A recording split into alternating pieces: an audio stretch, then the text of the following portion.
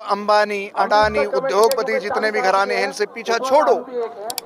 देश के किसान ने, देश के युवा वर्ग ने, देश की महिलाओं ने, देश के युवाओं ने देश के प्रधानमंत्री को देश का प्रधानमंत्री इसका बनाया। रिजल्ट अब नहीं तो आने वाले टाइम में मिलेगा, राजनीतिक बदलाव में मिलेगा, सामाजिक बदलाव में मिलेगा। तो ये आंदोलन जीत की ओर अग्रसर है, जीत की तरफ जा चुका है। एक एक बिल की एक एक कमियां मैं कहता हूँ नरेंद्र तोमर अगर मेरे साथ बिठा दो ना, ठीक है, वो मेरे सवालों का जवाब नहीं दे पाएंगे।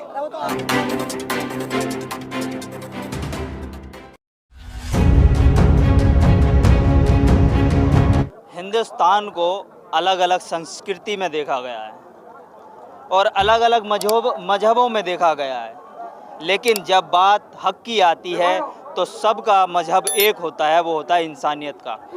मैं आपको एक ऐसा सीन दिखाऊंगा, आप ये देखिए कि आज हिंदुस्तान में एक व्यक्ति, आप पहचान सकते हैं कि किस वेशभूषा में है। इस वेशभूषा को देखकर लग रहा होगा कि चंद्रशेखर आजाद किसानों के मंच पर आ चुके हैं। मैं आपसे जानना चाहूँगा कि आपको ये वेशभूषा बदलने की क्या जरूरत पड़ी? सबसे पहले तो मैं अपने देशभक्तों को, पूरे क्रांतिकारियों को नमन करता हूँ। 250 साल पहले गोरे अंग्रेजों से हमने इस देश को आजाद कराया था। आज उन्हीं की नीतियों को लेकर के ये काले अंग्रेज आ चुके हैं। आज इन किसानों ने दिखाया, शहीदों की चिताओं पर लगेंगे हर वर्ष मेले, वतन पर मिटने वालों का बाकी यही निशा होगा। आज इन किसानों की जो शहीद हुए हैं, आज मेले लगे हैं। इस मेले को तोड़ने के लिए 26 जनवरी को इस तरह का एक षड्यंत्र रचा गया जो पूरे इतिहास में लिखा गया, लेकिन जब पूरी गहराई से उसका पता चलता है तो दुख आता है। आदरणीय हमारे देश के प्रधानमंत्री उनके साथ फोटो खिंचवाते हैं, देश के गृह मंत्री अमित शाह उनके साथ फोटो खिंचाते हैं, अनेकों सांसद उनके साथ फोटो खिंचाते हैं। पूरी देश की जनता को पता चल गया कि कौन देशभक्त है और कौन देश का दुश्मन है। मोदी जी ने मन की बात में कहा है कि युवाओं को वीरों की जो इतिहास है उसे पढ़ना चाहिए, वीरों का इतिहास पढ़ना चाहिए। तो आप तो पूरे वीरों के इतिहास के गेटअप में आ गए हैं, तो क्या मोदी जी को संदेश दे रहे हैं क्या आप? आदरणीय मोदी जी, मैं तो आपसे ये कहना चाहता हूँ, मन की बात, अरे जनता के मन की बात सुनो आप। 70% इस देश के किसान हैं और इस देश का किसान और इस देश का जवान चाहता है कि ये जो अंबानी, अडानी, उद्योगपति जितने भी घराने हैं इनसे पीछा छोड़ो। देश के किसान ने, देश के युवा वर्ग ने, देश की महिलाओं ने, देश के युवाओं ने देश के प्रधानमंत्री को देश का प्रधानमंत्री बनाया। वीरों पे बोलो, वीरों पे आज तो मैं तो गजब मानता हूँ जिन शहीदों ने इस देश के लिए, एक मिनट, पंजाब का जो क्रांतिकारी भगत सिंह सिख परिवार में पैदा होता है और उसी सिख समाज को कहते हैं कि ये आतंकवादी हैं, ये नक्सलवादी हैं, ये खालिस्तानी हैं। और जितनी हमारी सेना बॉर्डर पर पड़ी है, क्या उनमें हमारे सिख भाई नहीं है? उनका अपमान इस तरह नहीं सहेगा हिंदुस्तान। ये प्रत्येक वर्ग का देश है, यहाँ पर जाति के नाम पर, धर्म के नाम पर इस देश को मत तोड़ो, मत तोड़ो, मत तोड़ो। जाति, धर्म, द्वेष एक ऐसा बढ़ चुका था हमारे देश में, लगता है कि ये अब इस मंच से दूरी या खत्म होती हुई नजर आएंगी। बिल्कुल, देखिए किसानी मैंने आपको पहले भी कहा, और हमारा एक मिशन जिसमें हम पूरा एक रिसर्च कर रहे हैं कि किस तरीके से रियल सॉल्यूशंस के साथ, हम सब चाहते हैं कि देश से जातिवाद खत्म हो, लेकिन कैसे हो ये कभी कोई बात नहीं करता। तो हमने पूरा इसके ऊपर एक रिसर्च किया है, कुछ सोशल एक्सपेरिमेंट किए हैं जिसको लेकर हम आगे मैदान में आएंगे। और हमारा ऑब्जर्वेशन, जो हमारी नज़र में ये जो किसान आंदोलन है वो भी एक रास्ता है जिसके द्वारा हम हमारे देश से क्या पूरे ग्लोबल वाइज हम जातिवाद को मिटा सकते हैं। तो और अगर मैं पूछूं कि पूरी धरती के ऊपर सबसे बड़ा धर्म कौन सा है, तो इंसान होना ही सबसे बड़ा धर्म है। और मेरी नज़र में सबसे बड़ा धार्मिक कार्य अगर कोई है इस धरती के ऊपर वो है किसानी।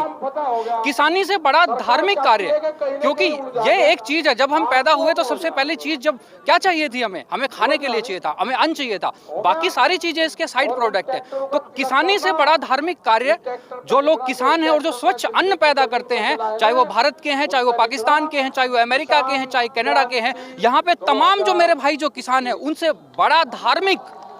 बड़े धार्मिक लोग कोई भी नहीं है। जो स्वच्छ अन्न पैदा करता है किसान, ना उसको मंदिर जाने की जरूरत है, ना उसको मस्जिद जाने की जरूरत है, ना गुरुद्वारे जाने की जरूरत है। तो किसानी जो लोग, और किसानों के साथ साथ एक और चीज है, हमने कहा कि स्वच्छ जो सफाई करने वाले जो कर्मचारी होते हैं, जो सफाई कर्म वर्ग है, उसकी भी एक लड़ाई आगे आने वाले टाइम में हमें लड़नी पड़ेगी, क्योंकि किसानी और सफाई करने वालों का एक पैरेलल रिलेशनशिप है। तो ये सारी चीजें हम इस आंदोलन के थ्रू देख पा रहे हैं, और हम अपनी रिसर्च में भी हमारी एक नज़र है कि किस तरीके से हम इस आंदोलन में अपना सहयोग दे सकते हैं। तो बिल्कुल ये आंदोलन सफल होगा, सफल हो चुका है ये आंदोलन। क्योंकि देखिए, जब भी कोई आंदोलन होता है तो उसमें दो पार्टियां होती हैं, एक पार्टी होती है सरकार और दूसरी पार्टी होती है जनता। और ये तमाम देशों का यही हाल है, कोई सब जगह, और ये मैसेज हमारा पूरा वर्ल्ड वाइड जा चुका है कि हमारे जो मांगे हैं वो कोई नाजायज़ मांगे नहीं हैं, सारी की सारी जायज़ मांगे हैं। तो पूरा मैसेज हम क्लियर कर चुके हैं। इसका रिजल्ट अब नहीं तो आने वाले टाइम में मिलेगा, राजनीतिक बदलाव में मिलेगा, सामाजिक बदलाव में मिलेगा। तो ये आंदोलन जीत की ओर अग्रसर है, जीत की तरफ जा चुका है। थोड़ी छोटी बातें ही रखना। मैं आपसे एक चीज़ जानना चाहूँगा, राष्ट्र की परिभाषा जी और आस्था की परिभाषा दोनों अलग अलग हैं, लेकिन हमारे देश में जाति, धर्म, द्वेष ये सबसे ज़्यादा है, इन्हें सबसे ऊपर रखा जाता है, आस्था को सबसे ज़्यादा रखा जाता है, राष्ट्र को कम वो दिया जाता है। आप एक युवा हैं, कैसा समझाना चाहेंगे देश के युवाओं को? देखिए, मैं कहता हूँ देश के युवा के लिए सबसे ज़रूरी है पढ़ना। जब तक आप पढ़ेंगे नहीं तब तक आप चीज़ों को समझेंगे नहीं।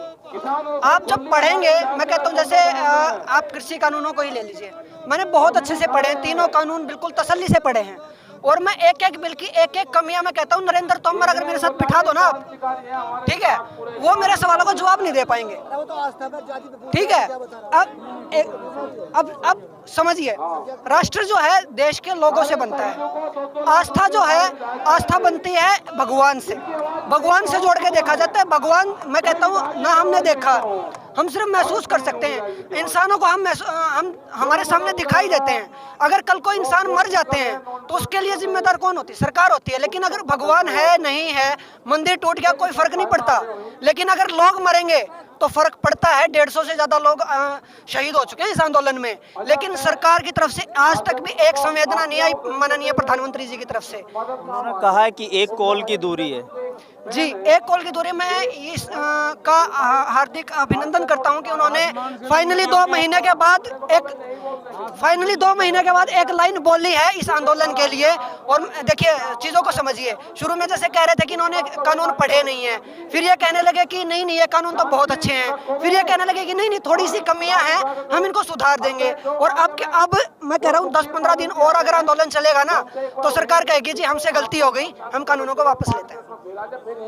लगता है कानून वापस होंगे? हाँ, कानून बिल्कुल वापस होंगे। और आपने बिल्कुल, इसमें कोई शक नहीं है, जिस तरीके से काफिला बढ़ता जा रहा है और पूरा फिर से जो जन आंदोलन खड़ा हुआ है, पहले किसान आंदोलन था, अब जन आंदोलन है, पहले से ही जन आंदोलन था। और जिस तरीके से आपने बात करी कि राष्ट्र क्या है और ये सब चीज़ें क्या है, जैसे 26 जनवरी को जो घटना हुई, हमारे दिमाग में एक्चुअली ये डाला गया है कि जो राष्ट्र चिन्ह होते हैं वो राष्ट्र के लोगों से बड़े होते हैं। असल में राष्ट्र चिन्ह बड़े नहीं होते, राष्ट्र के लोग बड़े होते हैं। मैं इसका एक छोटा सा एग्जांपल दूंगा। आपने देखा होगा जब बाढ़ आती है तो हमारे जो पुलिस थाने हैं उनमें आपने देखा होगा पुलिस वाले पानी में जाके झंडा फहराते हैं, या स्कूल में पानी भर जाता है तो वहाँ पे झंडा फहराते हैं। तो हमें बहुत अच्छा लगता है कि वाह क्या पुलिस वाले, लेकिन उसी पुलिस थाने में रेप के खिलाफ FIR दर्ज नहीं होती, उसी पुलिस थाने में चोरी के खिलाफ FIR दर्ज नहीं होती। वहाँ पे न्याय नहीं मिलता, लेकिन हमें चिन्ह पसंद है, हमें बहका दिया गया है। हमें ये बेवकूफ़ी छोड़नी पड़ेगी और राष्ट्र चिन्हों से ऊपर राष्ट्र के लोग होते हैं। और बिल्कुल, तो ये बात हमें समझनी पड़ेगी। संविधान का सम्मान करना चाहिए।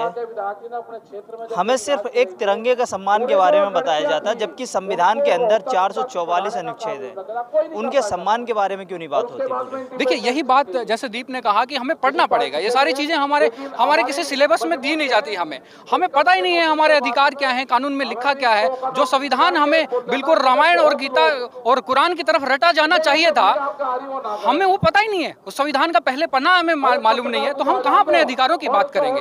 तो युवा वर्ग के लिए सबसे जो बड़ी चीज़ है वो है एजुकेशन। उनको अपने अधिकारों के लिए पढ़ना पड़ेगा, और सभी लोग नहीं पढ़ सकते। जैसे प्रधानमंत्री जी ने कहा कि हमें इतिहास जानना पड़ेगा या पढ़ना पड़ेगा, सब लोग नहीं पढ़ सकते। सोसाइटी में कुछ लोग होते हैं जिनको पढ़ना होता है और जो देश की दिशा निर्धारित करते हैं, और वो लोग वो युवाओं में से ही निकलेंगे। जब हम पढ़ेंगे, पढ़े लिखे लोगों की संख्या बढ़ेगी, तो ये देश बिल्कुल समझेगा उन चीज़ों को कि क्या चीज़ इंपॉर्टेंट है और क्या चीज़ इंपॉर्टेंट नहीं है। ये सारी चीज़ें होंगी।